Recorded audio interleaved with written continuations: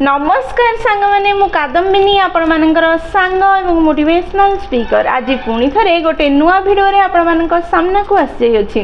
सांग मैंने आम समस्त आम जीवन में जड़े दिज बा ताठू अधिका एमती व्यक्ति मान मिसी था निज घरे निज ओडिशा पड़िशा निज ऑफिस रे निज बिजनेस रे निज सांगसाथी मध्य जो मैंने सत्य जहाँ होना कहीं जहाँ से माने कहती ताहा ही ठीक बोली जुक्ति करिथांती सेमानंको हजारे प्रमाण देले मध्य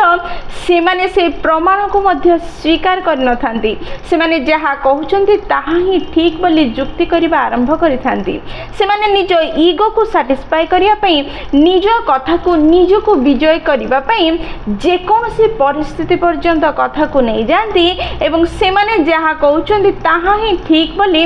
अड़ी धरी बसिथांती एमिति लोक मानक सह किपरि डील करिबा एमानंको किपरि हैंडल करिबा निजको एमानंको ठारू किपरि बंचेबा आज आम ये भिडियो रे गोटे सुंदर कहानी माध्यम रे बुझिबार प्रयास करिबा जदि आपण मानक जीवन रे मध्य एमिति लोक माने अछंती ताहले ए भिडियो को शेष पर्यंत निश्चय देखिबे ताहले चलंतु समय नष्ट न करी कहानीटी को सुनिबा एवं बुझिबा निज जीवन रे व्यवहार करी निजको शांति रे रखिबा निजको सफलता आडकु नबा निजको सुखी कर दबा ताहले चलंतु भिडियोटी को स्टार्ट करिबा साई दिने गोटे सुंदर जंगल रे गध आ बाघ मध्य जुक्ति हेबाकु लागिला जुक्ति को विषय रहला गध कहिला घास ब्लू कलर अटे ए कथा सुनु सुनु बाघ कहिला अरे गध तू तो सब बेले गध हेकि ही रहिबु घास कोठी ब्लू कलर हे टिके तळको तो देखे से ग्रीन कलर अटे ए कथा सुनु सुनु गधर ईगो हट हे गेला आ सी कहिला अरे मूर्ख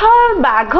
कोठी घास ग्रीन घास तो ब्लू कलर माने ब्लू कलर यही कथा को नहीं दुई जन भितर जुक्ति होउथिला जुक्ति समय अनुसार एते आग को बढ़ीगला कि जुक्ति बंद हबार ना ही नेला नहीं परिशेष में दुई जन डिसाइड कले चलो जंगल रो राजा सिंह पाखक जीवा एवं सी ही न्याय कहिबे सी ही ठीक कथा कहिबे प्रकृत रे घास को कलर ब्लू ना ग्रीन ए कथा सुनी दुई जन राजी हेले एवं बाघ आ गध दुई जन मिसी जंगल रो राजा सिंह पाखक गले सिंह पाखक जाऊ जाऊ गध चिल्लै चिल्लै कहला सिंह महाराज घास ब्लू कलर यह हूँ मो मत आए अड़ी अच्छी घास ब्लू कलर ही आउ बाघ कहला महाराज घास कोठी ब्लू कलर से तो ग्रीन कलर ता प्रमाण मो पाखे अच्छी दी जनकर कथा सुनिबा परे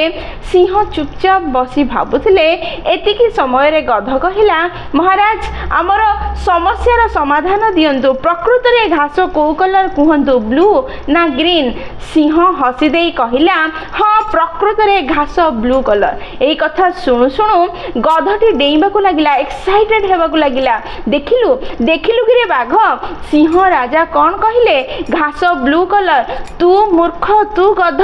परिशेष रे मते तू कहथुलु गध मु ठीक कहथुली आ तू भूल कहथुलु एही कथा कही महाराज को कहला सिंह को कहला महाराज से बारंबार मोर सत्य कथा को मना करुथला मो सह जुक्ति करुथला मते मूर्ख गध बोली कहूला ये बाघ ताकू दंड दि जाऊ ए कथा शुणी सिंह बाघ को दंड देले आ कहले से 5 वर्ष पर्यंत निजको चुप रखिब एई कथा शुणी बाघ राजांकर दंड को स्वीकार करनेला आ गध खुशी रे नाची नाची डेई डेई गीत गाई गाई गला घास ब्लू कलर अटे घास ब्लू कलर नाची नाची चली गला सी जीवा परे बाघ सिंह को हाथ जोड़ी कहला महाराज आपण एमिति काहेकि कहले प्रकृत रे मते उत्तर दियंतु कि घास कोन प्रकृत रे ब्लू कलर राजा कहले नाइ रे बाघ प्रकृत रे घास तो ग्रीन कलर अटे ए कथा सुनी बाघ पूरा विचलित हो गला मन रे तार प्रश्न उंकी मारिया को लागिला से प्रश्न कला ताहले जदी घास ग्रीन कलर मते काहेकि दंड दिया गला राजा सिंह कहले कि दंड घास ग्रीन की ब्लू हेछि ता पई दिया ही नहीं घास ग्रीन हो बा ब्लू हो से कौन परिवर्तन करने ବଞ୍ଚିबार संभावना ही नहीं। घास जो कलर से कलर ही रहिबो। जो मूर्ख व्यक्ति सह तुमे निजर जुक्ति करी निजर शक्ति निजर समय को नष्ट कल जेतेबेले कि तुमे जने शक्तिशाली एवं बुद्धिमान जंतु अट सेथिपई तुमको दंड दियागला। जीवन में किछि एमिति समस्या किछि एमिति लोकंक सह हमर देखा हुए जो माने ना सत्य को जानिबा पई चाहंती ना सत्य सह से माने परिचित हेबा पई चाहंती। से माने केवल और केवल निज को विजय करिया पई चाहंती निज ईगो को विजय करिया पई चाहंती। सेथिपई तुमे जेते समय तांका सह जुक्ति कले मध्य जेते प्रमाणर गदा करदेले मध्य से माने ताको मानंती नहीं। से माने निज कथारे अड़ी रुहंती एवं तमर शांति तुमर समय तुमर क्षमता एवं शक्ति को नष्ट करंती। सेथिपई जेते बेले मूर्ख माने पाटी करिबा आरंभ करंती ज्ञानी माने निज को चुप रखि दियंती। कारण ज्ञानी व्यक्ति पई तांको समय तांको मानसिक शांति तांको क्षमता तांको पई बहुत गुरुत्वपूर्ण अटे। जेउठी मूर्ख माने निज समय निज क्षमता निज मानसिक शांति को कौनसी गुरुत्व दियंती नहीं। तो कथा गुडी करे से माने जुक्ति करी निजर समय नष्ट करंती। तुमे बुद्धिमान हेबा परे मध्य फालतू जिनसरे निज समय निज क्षमता नष्ट करिबा सह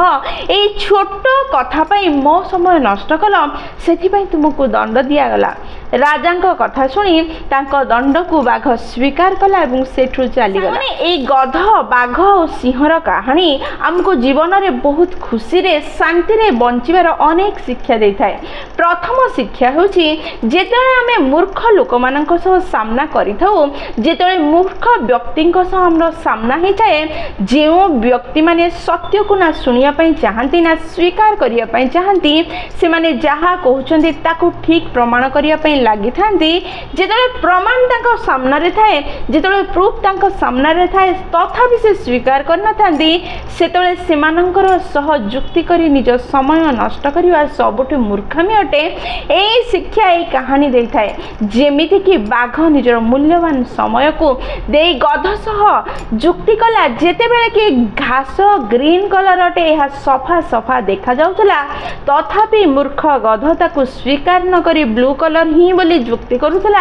एवं सिंह निजर शक्ति एवं समय दे ता सह जुक्ति करिबारे लागिला जहा फल से फ्रस्ट्रेट हैला निज मानसिक शांति हरेला निजको विरक्ति रे पकाइला एवं सिंह मध्य बाघ को ही दंड देला। कारण बाघ भूल नथिला भूल नथाई मध्य दंड पाइला कारण सीए मूर्ख सह जुक्ति करी निज मानसिक शांति एवं समय शक्ति को नष्ट करितला। आमे माने मध्य हम जीवन रे एमिति अनेक लोक सह सामना करिथाउ जेउ मानकर उद्देश्य सत्य को देखिबा होई न थाए जेउ मानकर उद्देश्य बस एतिके ही थाए से माने जहा कहउचंदी ताको ठीक प्रमाणित करिबा निज ईगो को सैटिस्फाई करिबा। एमिति लोक सह जदि आपणकर सामना होउची ताहाले फालतू रे निजर समय शक्ति एवं बुद्धि को व्यवहार न करी से जागा रे निज को चुप रखी सेठू चली जांतु। कारण ए व्यक्ति मानकर सामना रे जळ जळ प्रमाण देखेले मध्य से माने सेमानकर कथारे अड़ी रहिबे। कारण ए माने मूर्ख अटंती ए माने सत्य को देखिबा पई चाहू नांती ए माने जुक्ति करी निज को सैटिस्फाई करिया पई चाहूछंती निज को ठीक बोली प्रमाणित करिया पई चाहूछंती। एई जगह रे निज को चुप रखी सेठू खसी जिबा बहुत भलो अटे। माने ए कहानी हमको एहा मध्य शिक्षा दे थाए प्रकृति रे चुप रहिबार क्षमता कोन ता हमको बुझे दे थाए। सिंह एठी बाघ को एहा ही कहितला कि फालतू रे निजर जुक्ति करी निज को चुप न रखी घास ग्रीन हो बा ब्लू हो से आमर किछि फरक पड़ने कि परिवर्तन करिबार क्षमता मध्य आमर नाही से जगार बिना कारण रे निजर समय शक्ति को व्यवहार करी निज मानसिक शांति की हरे सी भूल कर से दंड पाउछि। एई कथा सिंह बाघ को कहिला सांग माने आमे मध्य निज जीवन रे जेतेबेले भी एमिति परिस्थिति आसे एई मूर्ख मानक सह हमर सामना हुए सेतले आमे निज को चुप रखिबा दरकार चुप रखि निजर शक्ति को निज समय को बंचेबा दरकार। एमानक सह जुक्ति କରିବା ଦ୍ୱାରା କୌଣସି ଫାଇଦା ହେବ ନାହିଁ, କେବଳ ଆଉ କେବଳ ଲସ୍ ହେବ। ତାହା ମଧ୍ୟ ଆମ ମାନସିକ ଶାନ୍ତିର, ଆମ କ୍ଷମତାର। ଆମେ ନିଜର ଏହି ଶକ୍ତି ଆଉ କ୍ଷମତାକୁ ଚୁପ୍ ରଖି ସଞ୍ଚୟ କରିବା ଏବଂ ଯେଉଁ ଜାଗାରେ ପ୍ରକୃତରେ ଦରକାର ଆକୁ ବ୍ୟବହାର କରିବାର ସେହି ଜାଗାରେ ବ୍ୟବହାର କରି ନିଜକୁ ଉନ୍ନତ କରିବା, ନିଜର କ୍ଷମତାକୁ ବଢ଼େଇବା, ସେହି କାର୍ଯ୍ୟ ଯଦି କରିବା ନିଶ୍ଚୟ ଆମ ଜୀବନରେ ଖୁସି ଆସିଯିବ। ପ୍ରତ୍ୟେକ ଏହିଭଳି ପରିସ୍ଥିତିରେ ନିଜକୁ ଚୁପ୍ ରଖିଲେ ଆମେ ନିଜକୁ ଜ୍ଞାନୀ ବୁଦ୍ଧିମାନ ବୋଲି ପରିଚିତ କରିପାରିବା, ନିଜ କ୍ଷମତାକୁ ପରିଚିତ କରାଇପାରିବା ଦୁନିଆ ଆଗରେ। କାରଣ ଚୁପ୍ ରହିବା କୌଣସି ସାଧାରଣ କଥା ନୁହଁ। ବକ୍ ବକ୍ ହେବା, କଥା କହିବା, ଯୁକ୍ତି କରିବା ତ ବହୁତ ସହଜ ଅଟେ, କିନ୍ତୁ ଯୁକ୍ତି କରିବା ପରିସ୍ଥିତିରେ ନିଜକୁ ଚୁପ୍ ରଖିବା ସେହି ବ୍ୟକ୍ତି ହିଁ କରିପାରେ ଯିଏ ଧୈର୍ଯ୍ୟବାନ ହେଇଥାଏ, ଯିଏ ଶକ୍ତିଶାଳୀ ହେଇଥାଏ, ଯିଏ ଜ୍ଞାନୀ ହେଇଥାଏ। ଆପଣ ଏମିତି ପରିସ୍ଥିତିରେ ନିଜକୁ ଚୁପ୍ ଯଦି ରଖିପାରିଲେ ତାହେଲେ ଆପଣ ନିଜକୁ ଜ୍ଞାନୀ ବୁଦ୍ଧିମାନ ପରିଚିତ କରିପାରିବେ ଏବଂ ସେହି ଲୋକମାନଙ୍କ ସହ ଆପଣ ନିଜର ମୂଲ୍ୟବାନ ସମୟକୁ ବ୍ୟତୀତ କରିବେ ଯେଉଁ ଲୋକମାନେ ଆପଣଙ୍କୁ ବୁଝୁଛନ୍ତି, ଆପଣଙ୍କର ଉପସ୍ଥିତିକୁ ନେଇ ସେମାନେ ଖୁସି ହେଉଛନ୍ତି, ଆପଣଙ୍କର କଥାକୁ ବିଶ୍ୱାସ କରୁଛନ୍ତି, ସତ୍ୟ ଉପରେ ଆଧାରିତ ଜୀବନଯାପନ କରୁଛନ୍ତି, ଯାହାଦ୍ୱାରା ଆପଣ ନିଜର ମାନସିକ ଶାନ୍ତିକୁ ବଜାଇ ରଖିପାରିବେ, ନିଜ ଶକ୍ତି ସମୟକୁ ଠିକ୍ ଜାଗାରେ ବ୍ୟବହାର କରି ନିଜକୁ ଉନ୍ନତ, ଦକ୍ଷ, ଜ୍ଞାନୀ କରିପାରିବେ। ତାହେଲେ ଏହି କାହାଣୀ ଆମକୁ ମୋଟାମୋଟି ଭାବେ ଏହା ଶିକ୍ଷା ଦିଏ କି ପ୍ରତ୍ୟେକ ପରିସ୍ଥିତିରେ ଯୁକ୍ତି କରିବା ଅନୁଚିତ ଅଟେ। ପ୍ରତ୍ୟେକ ପରିସ୍ଥିତିରେ ପ୍ରମାଣ ଦେଇ ନିଜକୁ ଠିକ୍ ବୋଲି ପ୍ରମାଣିତ କରିବାର ପ୍ରୟାସ କରିବା ଅନୁଚିତ ଅଟେ। ଯେଉଁଠି ମୂର୍ଖମାନେ ପାଟି କରୁଛନ୍ତି ସେଇଠି ଜ୍ଞାନୀ ହେଇ ନିଜକୁ ଚୁପ୍ ରଖିବା ଦରକାର। ପ୍ରତ୍ୟେକ ମୁହୂର୍ତ୍ତରେ ନିଜକୁ ପ୍ରମାଣିତ କରିବାର କୌଣସି ଆବଶ୍ୟକତା ନାହିଁ। ପ୍ରତ୍ୟେକ କ୍ଷେତ୍ରରେ ନିଜକୁ ଠିକ୍ ବୋଲି ଯୁକ୍ତି କରିବା କୌଣସି ଆବଶ୍ୟକତା ନାହିଁ। ପରିସ୍ଥିତି ଦେଖି ନିଜକୁ ଶାନ୍ତ ରଖିବା ହେଉଛି ବୁଦ୍ଧିମାନର କାର୍ଯ୍ୟ ଏବଂ ନିଜର ଶକ୍ତିକୁ परिप्रकाश करने परिवर्ते निज मानसिक शांति को अधिका गुरुत्व देवा प्रत्येक मनीषर गुरु दायित्व अटे। निज शक्ति प्रदर्शन करने जुक्ति करी निज मानसिक शांति को खराब करने हूँ मूर्खामी। निज मानसिक शांति की रक्षा करने परिस्थिति रे चुप रही बुद्धिमतार कार्य अटे। से व्यक्ति बुद्धिमान नुह जी प्रत्येक क्षेत्र में विजय करने जुक्ति करुछि, प्रत्येक ईगो को साटिस्फाई करने जुक्ति करुछि, पार्टी करुछि, चिल्लुछि, समय नष्ट करुछि। प्रकृत में बुद्धिमान तो सीए केउ जगार कहवा दरकार एवं केउ जगार निजको चुप रखा दरकार जानिछि। ताहले सांग माने आजिठु निज जीवन में जे